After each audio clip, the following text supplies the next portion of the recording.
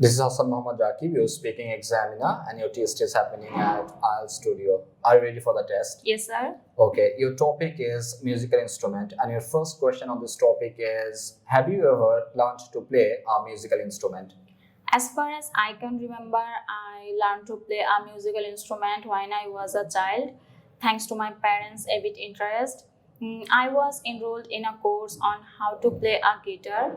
As a result, I developed my skill in a guitar play and was quite impressive with that. What musical instruments do you enjoy listening to the most? From my early exposure to the guitar, I have a soft spot for this very instrument. I love whenever I listen to a music piece by guitar, I feel euphoric. Apart from this, I love listening to the piano.